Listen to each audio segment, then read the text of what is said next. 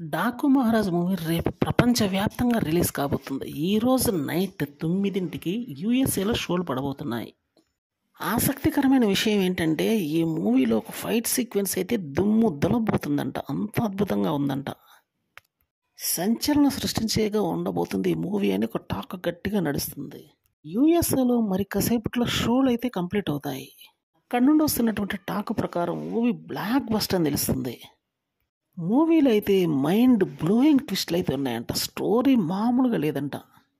ప్రకంపన సృష్టించే విధంగా ఉండబోతుంది మూవీ అని మాత్రం గట్టిగానే తెలుస్తుంది. ఇటువంటి మూవీ ఇంతవరకు ఇండియన్ స్క్రీన్ మీద అయితే రాలేదు అని అయితే గట్టిగానే చెబుతున్నారు.